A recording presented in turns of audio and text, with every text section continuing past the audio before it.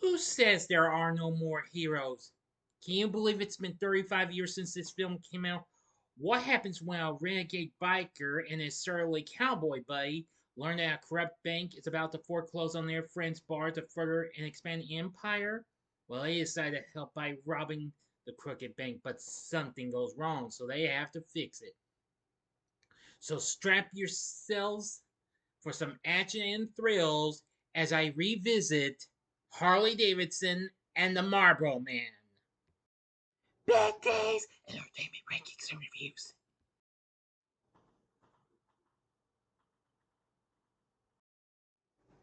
So, greetings, my fellow YouTubers, and welcome again to Big D's Entertainment Rankings and Reviews. I'm the Big D, and this time around, I bring to you a revisited review of the 1991 neo-western biker buddy action flick, Harley Davidson and the Marlboro Man, released by MGM, directed by Simon Windsor, starring Mickey Rourke and Don Johnson as the titular characters, along with Chelsea Field, Tom Sizemore, Vanessa Williams, who also contributes to the film's soundtrack, Daniel Baldwin, Giancarlo Esposito, Giancarlo, excuse me, and Robert Ginty.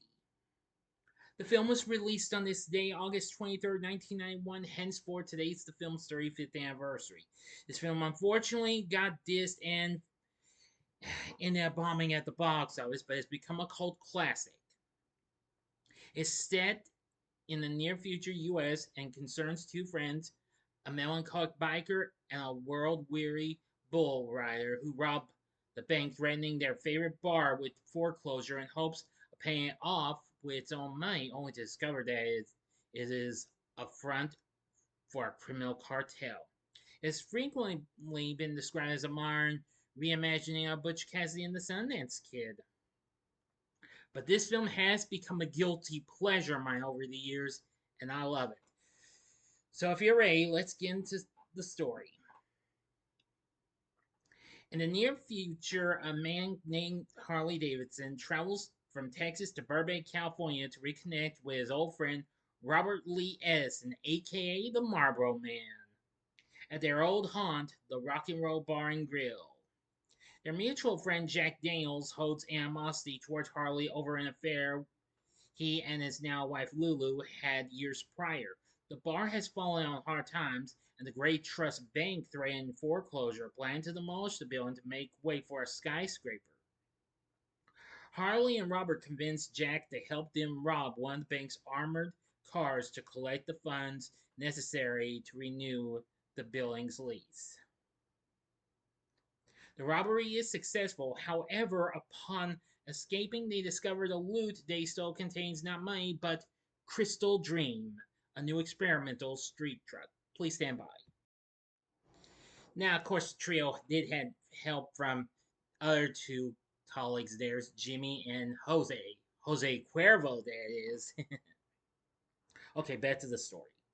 The bank's head of security, Alexander, is ordered by CEO Chance Wilder to recover the drugs and kill the thieves. Meanwhile, Robert is pulled over for speeding by a motorcycle cop, his ex lover, Virginia Slim. The two have a little sex that night despite her being engaged. Harley takes Virginia to breakfast the next morning, during which she says that Crystal Dream is 100% addictive and causes lasting neurological damage and eventually death. Robert, fuming about Virginia's upcoming marriage, steals her fiance's motorcycle.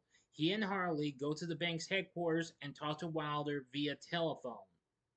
They demand $2.5 million in exchange for the drugs. Wilder agrees to have someone meet them that night in the airplane graveyard for the exchange.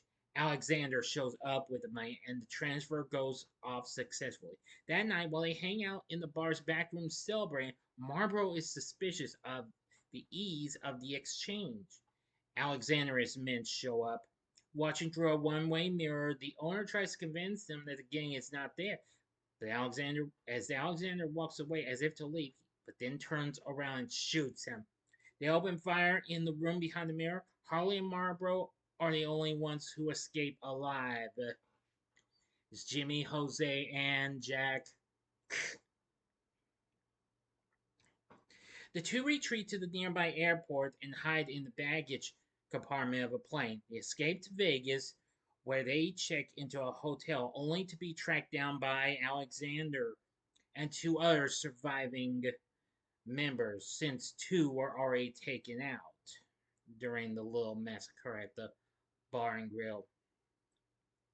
The two escape to the hotel's roof and jump off into a swimming pool, which that's one of the best scenes and some of my favorite lines, but I'll get to that soon. Harley realizes that they have been tracked with a device hidden in the dollar coin given to them by Alexander. The two hop a freight train headed east after deactivating the tracker, but Marlboro leaves after telling Harley that they owe it to their dead friends who helped them to return to LA and settle things. Harley refuses to go and Marlboro jumps off the train. Harley has a change of heart and catches up with Marlboro. They reactivate the tracker in the coin to lure Alexander's squad back to the airplane graveyard. On their way there, tensions arise between Alexander and the gang's pilot, Tom.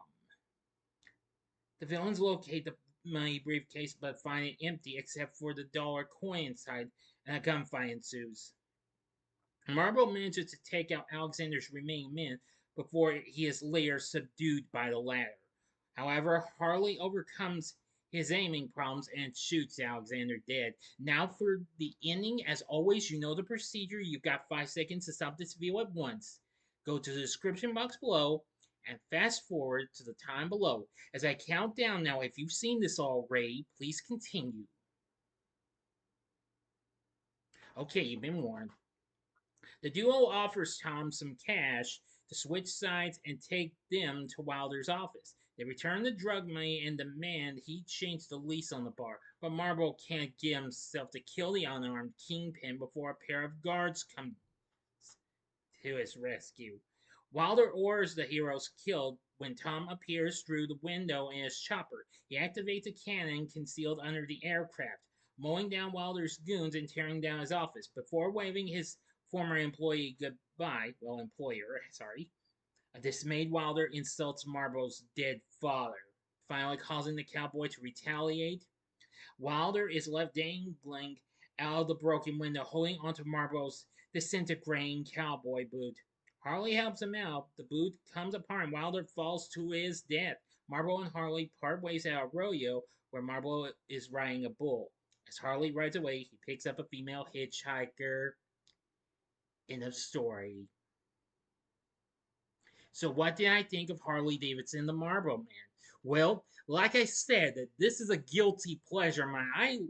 I actually like it. It's one of the greats, and is really really awesome. It feels like more than just a modern take of Butch Cassidy and the Sundance Kid. It kind of feels like a Butch Cassidy and the Sundance Kid with a little bit of the story, well, bit of Robin Hood rolled into one. Because Harley Davidson, the Marlboro Man, kind of like also modern day Robin Hoods or something like that, you know. But anyway, I still think this film is just so underrated, but it's pretty awesome and pretty cool and what have you. This film unfortunately bombed at the box office, failed to only make 7.4 million on its 18 to 23 million dollar budget. And if that wasn't enough, it got dissed big time. Rotten Tomatoes has this at a mere 27%. Metacritic has it at 36%, based on the reviews from 24 critics. Audiences surveyed by CinemaScore, however, gave this film a grade of a B. Now, this apparently this has sometimes been compared to two other critically neglected films from the era. Those included Roadhouse for its tough guy archetypes, and Streets of Fire, which I'm not really familiar with that one though. Never saw that film, or have I heard of it? Sorry. Which, of course, for its use of nostalgic outlaw figures and ambiguous time setting.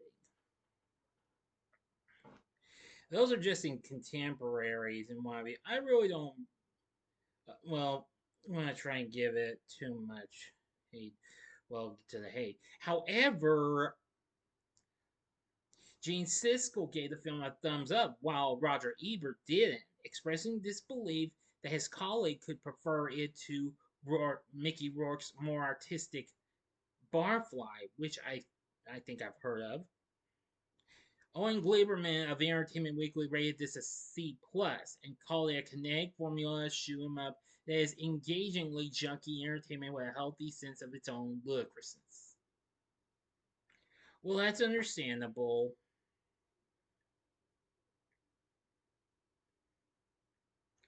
But I really don't want to try and get into too much of the hate and what have you. I can understand why people didn't like it. However, in some retrospective, it was kind of big with the motorcycling community. The film has become a popular item in biking circles. According to the 1994 book Races, Chases, and Crashes, motor film collector and distributor Ron Main named it on the list of his 15 favorite films of the genre, praising Don Johnson's performance. Motorcycle.com also mentioned the film in its 2021 list of the best motorcycle films.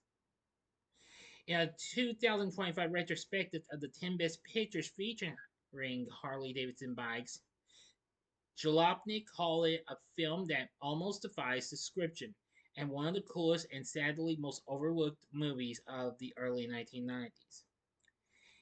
In an article also from last year, motorcycling personality Korean Mantlo wrote, decades later, the film has found a cult following for its portrayal of ar- archetypal American symbols of rebellion and masculinity, represented by the titular characters Harley Davidson, a biker, and the Marlboro Man, a cowboy, two rugged individuals fighting against corporate power while simultaneously critiquing the superficiality and potentially dangerous connotations of such idealized identities. Well, that's understandable, definitely. Please stand by. Okay. Now, anyway, I really do think this film proves to have a lot of fun, exciting bits and what have you. Believe me, especially with some of the fun scenes, especially the scene where they're stuck on the rooftop and Alexander and the other two surviving members of his crew are taken on our main characters. Um, so Harley finds a swimming pool. He says, "We're going to jump." And, well, Marlboro's not too thrilled with that.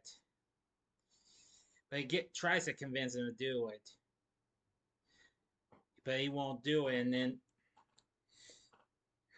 But then Harley's like, "You're going to get shot up here." And Marlboro's like, "Well, you're going to get smashed going down there." Hey, I'd rather be smashed than shot. So, so, so he just gives him a bad remark and punches Marlboro and then goes for it. Boy, and pardon the use of language, Marlboro gets PO'd and what have you. I hate you for this. I fucking hate you. And I hate you, Harley!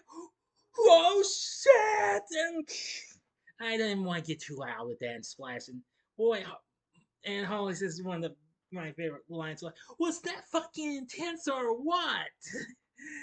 Believe me, I pardon the language and what have you, but I can't help it. That's a pretty darn good line though. But yeah, uh, just so many others good lines. Guns are made to be shot, not thrown, and or this scene. There's a where we first encounter Marlboro. He's going up against this Indian dude in a game of pool, and explains what his old man told him before he left him. Why have you five rules to shoot a game of pool for cash? So he starts lesson number one: always shoot with a cigarette in your mouth. Then lesson two: always know the table before you shoot. Lesson number three: make sure you chuck that stick real good before each shot. Lesson 4. Love that.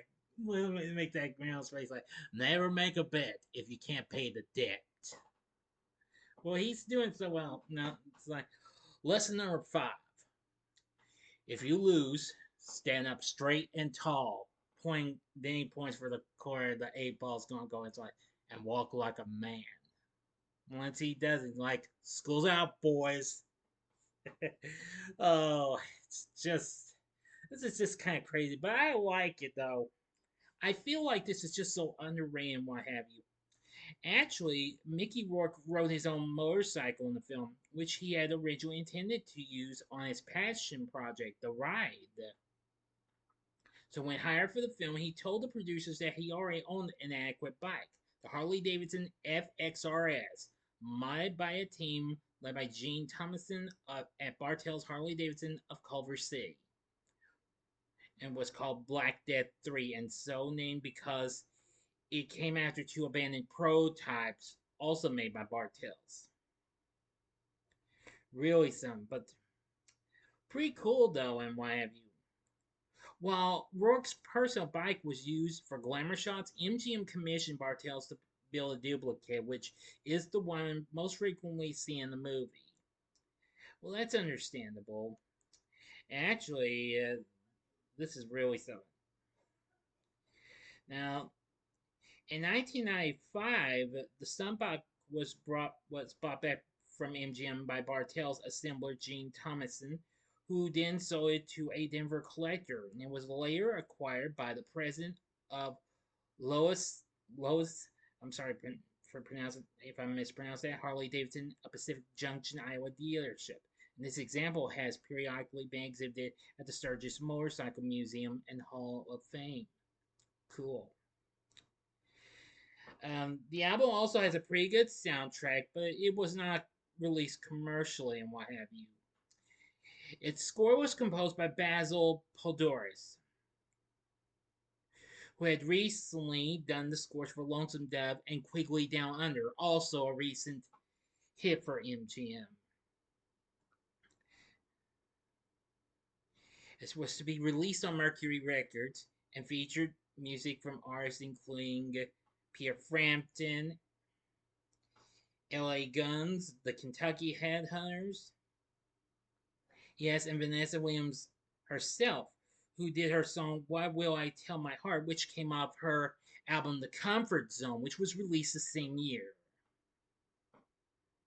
So anyway, that's really something. Why have you? The soundtrack's pretty darn awesome. You do hear other songs that aren't on this soundtrack. Take for example Bon Jovi's "Why They Are Alive," which is the first song you hear. Now, also, this film was directed by Simon Windsor, who later went on to direct, well, more light-hearted, family-friendly film Free Willy a couple of years later. Yeah. But anyway, despite all this film is a guilty pleasure, and I absolutely do like it. Maybe love it. Well, duh, love it because I've seen this like umpteen times. Duh. Now, for the cast, we have Mickey Rourke playing Harley Davidson, and let me tell you something, he's pretty darn awesome in his performance. Definitely love it. Don Johnson, just a few years after Miami Vice had been canceled, plays Robert Lee Edson, the Marlboro Man. And I gotta tell you, he's pretty good in his performance. Really something. Chelsea Field as Virginia Slim. Yes, she's pretty good. Tom Sizemore, Chance Wilder. He's good villain. Daniel Baldwin, yeah, one of the Baldwin brothers is Alexander. Good. Vanessa Williams plays Lulu, who I think is pretty good, and her husband is Jack Daniels, played by the late great wrestler Big John Studd. Then we have Jimmy Giles, played by Giancarlo Esposito. Yeah, dressed in outfits like what you'd see late great Jimi Hendrix like wore, something like that. We also have other characters. Robert Genty as Tom. Tia Carrera as I think she's Wilder's secretary, Kamiko. We have Julius Harris as the old man, Giles, and Eloy Casados as Jose Cuervo. We also have in the beginning a young Kelly Hu, just a couple years after she appeared in Friday the 13th Party, Jason Takes Manhattan as Susie, the gal who runs the register at a convenience store Harley stops at once the opening credits are done. So anyway, Harley Davidson, the Marlboro Man, is pretty darn awesome, and I love it. I don't mean to sound like a broken record every time, but yeah, this film's pretty awesome. It's got some pretty good action. It's got some pretty good, well, funny bits and great, well, just all sorts of stuff. There's too much to mention. A good soundtrack and score, and a pretty good cast as well. So with everything said, I feel like this is kind of a misunderstood film, but I do love it. So with everything said, would I recommend Harley Davidson, the Marlboro Man? Well, the way I say it, I'm going to give it a draw between sure, go ahead. If you're a big time fan, if you like Mickey Rourke films or motorcycle films, then I'd say go for it. Or if you're not, if you're curious, then I would recommend a one time watch. So it's a draw between sure, go ahead, and give it a one time watch. So there you go. So what did you think of Harley Davidson the Marlboro Man? Let me know in the comment section below. If you like this video, click the like button, subscribe, click the bell for notifications, and be a part of the Big D Nation. Continue to help support my channel, and you know the rest. And join me next time when I bring to you another revisited review, and it'll be on another anniversary film, a very Brady sequel. So if you like this, check out some of these other flicks. Check out one of the films I had mentioned a while ago in this vid, and that being the original Roadhouse with Patrick Swayze in the upper left-hand corner. Or you can check out maybe another film that Swayze actually did the same year this came out in Point Break, the upper left-hand corner. Or if you like a little more motorcycles, but with a big super macho action star in Arnold Schwarzenegger, check out my re-review of the classic itself, which was also released the same year as this was, Terminator 2, Judgment Day. And the bottom right hand corner is the button you can click to subscribe if you like rankings and reviews on movies, TV, music, video games, etc. Then I'm your guide. Thanks for watching. Until next time, I'm the Big D saying, see ya.